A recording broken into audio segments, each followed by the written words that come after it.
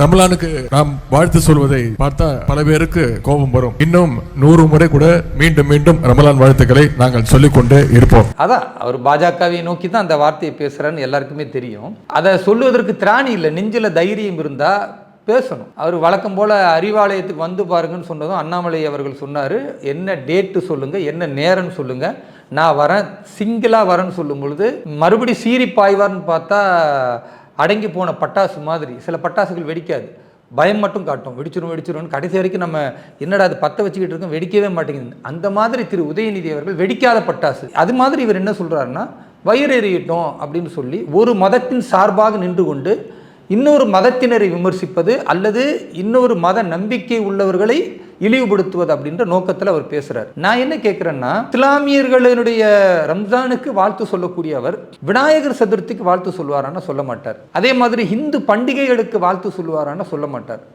கேட்டால் நாங்கள் கடவுள் மறுப்பு, காட்டு மிராண்டி கும்பல், நாங்கள் இந்து மதத்தை மட்டும்தான் மறுப்போமே தவிர பிற மதங்களை நாங்கள் நேசிப்போம் என்கிற ஒரு முட்டாள்தனமான தலைமைத்துவத்திலிருந்து படித்ததுனால இவரும் முட்டாளாக தான் இருப்பாரே தவிர இவர் எப்படி ஒரு மூளையுள்ளவராக நாம் கருத முடியும்? தேவையில்லாத விதண்டாவதுக்கு பேசுறது.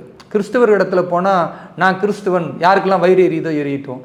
இஸ்லாமியர்கள் கூட்டத்துக்கு வந்தால் நான் ரம்ஜான் வாழ்த்து சொல்கிறேன், யாருக்கெல்லாம் வயிறு எரியுதோ எரியட்டோம்னா இது நல்ல பண்பாடு கிடையாது. அவர் பிறப்பால் ஒரு ஹிந்துவாக இருக்கிறாரு, தன் மதத்தின் பண்டிகைகளை அவர் கொண்டாடிவிட்டு அந்த சிறப்பையும் அவர் சொல்லிட்டு பிற மதத்தினுடைய நம்பிக்கைகளுக்கு வாழ்த்து சொன்னால் அதுதான் உண்மையான மத நல்லிணக்கம். அந்த நல்லிணக்கத்தை பேசக்கூடிய தகுதியோ அதுக்கான எந்த பொறுப்புமே திமுகவுக்கோ அல்லது உதயநிதிக்கோ கிடையாது என்பதை நான் அழுத்தமாக சொல்ல முடியும். நல்லிணக்கம்னா என்னுடைய மதத்தை மதிப்பது போன்று பிற மதங்களையும் நான் மதிப்பேன், அதுக்கு பேர் நல்லிணக்கம்.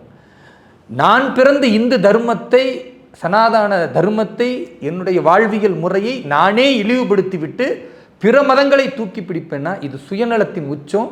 அடுத்த மதத்தை தூக்கி பிடித்து தான் பிறந்த மதத்திற்கு செய்யக்கூடிய துரோகம். அந்த துரோகத்தை திரு உதயநிதி செய்வார், கிண்டல் அடிப்பார். அப்படி ஒரு நல்லிணக்கத்தை விரும்புகிற யாரும் செய்ய மாட்டாங்க, செய்யக்கூடாது.